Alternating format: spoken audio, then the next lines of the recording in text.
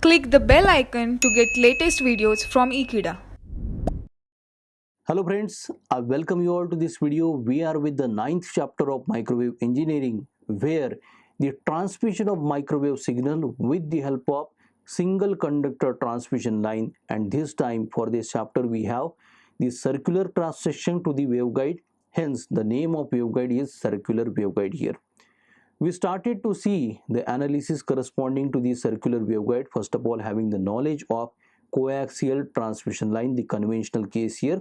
Next to that, the circular waveguide, we have seen the solution of the wave equations while having the propagation through this circular waveguide we have also been addressed, and the one possibility to have the good propagation there it is that it is transverse electric mode of propagation. So based on to this, in the previous video we have been solved with problem number 1. Let us have one more problem.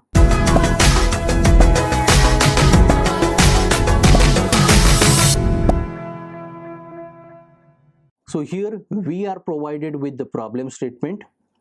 So for TE mode of wave propagation in the circular waveguide, an air-filled circular waveguide is to be operated at a frequency of 6 GHz and is to have dimensions such that Fc is equal to 0.8 times F for TE11 mode of operation. Determine the diameter of the waveguide and the guide wavelength here. So this is the problem statement. To read the problem statement, we come to have the information that we have the circular waveguide as discussed, and that has been filled up by air medium here. So for the air medium, if you talk about the permittivity, it is a constant value denoted epsilon 0, and permeability by mu 0. So epsilon 0 is equal to 8.854 into 10 raised to power minus 12, that it is in terms of farads per meter, whereas mu 0 is equal to 4 pi into 10 raised to power minus 7 in terms of henries per meter. Next to that, the operative frequency is 6 GHz. So this is the value of small f here. And now it is to have the dimensions. See, for the circular waveguide, as the cross section will be a circle, the dimension can be expressed in terms of only one parameter called as radius here. So for the dimensional case, the condition is provided Fc is equal to 0.8 times F. F is given to us. We can have the multiplication of 0.8 to it and can determine the required value of Fc for the dimensions here. The mode of operation is T11. Now we are required to have the calculation for diameter of the waveguide. If simply small r represents the radius, twice of the radius is nothing but the diameter, either you denote it by capital D or small d. So it is to be determined here in this problem statement along with the guide wavelength. The guide wavelength can be denoted in general lambda suffix g, whether it is the case of rectangular waveguide or that of the circular waveguide here. So let us have the calculation for both of these values with the given details. See, for the given problem statement, we have the mode of wave propagation denoted as TE11 here. So this is the dominant mode of wave propagation that is offering the lowest value of the cutoff frequency, or in other words, the highest value of the cutoff wavelength here. So the formulation corresponding to the cutoff wavelength for the TE11 mode is given as, we have lambda suffix c in terms of 2 pi r in general. Most of the times while analysis we have represent the radius by the a. So here a and small r are the same here. So 2 pi a or 2 pi r you take, and this is divided by the value 1.841 here. So this is the value we have obtained corresponding to the first root of the first order Bessel's function that we have already discussed while having the solutions to the wave equations in the previous lecture there. Now let us how this equation can be regarded as equation number 1. Now the problem statement gives us the relationship from the cutoff frequency to the frequency, that Fc is equal to 0.8 times F. So in this equation, if we use F is equal to 6 gigahertz as the given value in the problem statement, Fc becomes, we have 0.8 multiplied to the 6 into giga stands for 10 raised to the power 9, so this will be in terms of hertz. So we write Fc is equal to 4.8, it will be the multiplication of 0.8 to 6, and in terms of gigahertz again we can denote it here. Now for the equation number 1, if we are successful to have determination of the cutoff wavelength there, we are able to have computation for the dimension, that it is the radius here.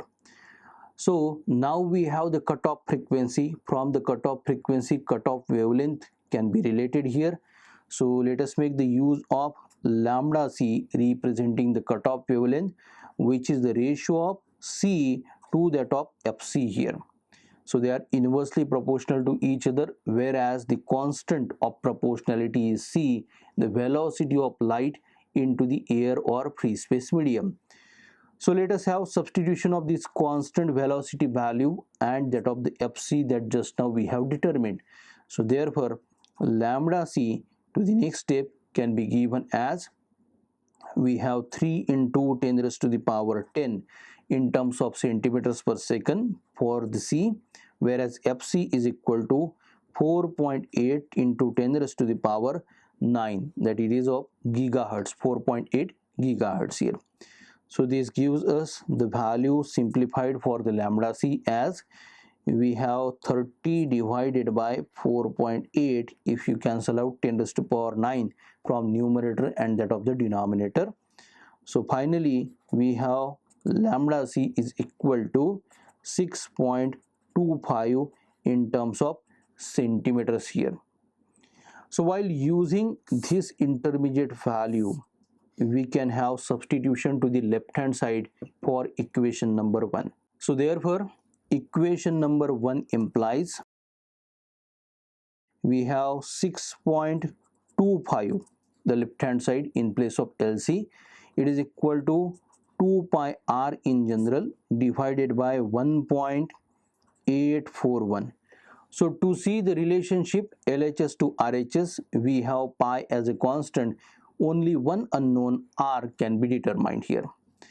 So let us have the problem statement.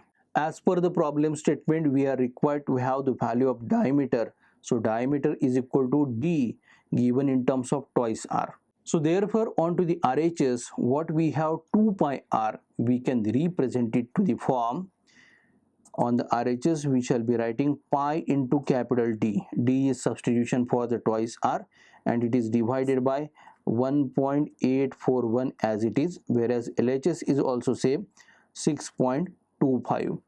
So isolating the required value of diameter D parameter onto the left hand side, we shall be having the equation of the form 6.25 in multiplication to 1.841 divided by the constant of pi here. So this gives us the diameter capital D with the value, we have 3.6625 in terms of centimeters here. So here I outline the value of the diameter. This is one of the parameter was required to be determined as per the problem statement. So this is our problem statement and we were required to have the computation of diameter D and the guide wavelength. So diameter D has been calculated here. Now let us have the computation of the value for guide wavelength lambda g. Now the guide wavelength lambda g can be given with the help of formulation. So lambda g here depends on to the lambda 0, also it depends on to the lambda c. So lambda 0 divided by square root of 1 minus lambda 0 by lambda c, the ratio which is squared. This is the formulation here. So in this formulation, lambda 0 is to be substituted, lambda c we have. So lambda 0 can be c divided by f, the frequency is given. So the frequency is 6 gigahertz, 6 into 10 raised to the power 9, whereas C value, the constant, 3 into 10 raised to the power 10. So this gives us the wavelength value lambda 0 is equal to 5 centimeters. So this ratio will be 30 divided by 6, that it is 5 here. So lambda 0 can be substituted. Lambda C we have been already calculated here. So therefore we have lambda G is equal to 5 in place of lambda 0 divided by square root of 1 minus 5 divided by lambda C value we have here 6.25. So this is the ratio to be squared here. So to the next step, the guide wavelength lambda suffix G is simplified to the form. We have lambda suffix G is equal to the numerator 5 is it, and we have the denominator in the simplified form computed to the value 0.6 here. So finally we take the guide wavelength computed to the value 8.333 centimeters here, and now I outline the determined value of guide wavelength here. So this was the problem 2 based on the transverse electric modes of circular waveguide for microwave transmission here. So now we have the value of diameter D and the guide wavelength lambda G. By the next lecture, we shall be starting to see the analysis corresponding to the another possibility of mode propagation, that is called as transverse magnetic mode of wave propagation inside the circular waveguide. So I hope you are definitely enjoying the learnings of the various topics related to microwave engineering. For more such information and to enhance your knowledge, you can subscribe to Ekeeda channel. Thank you.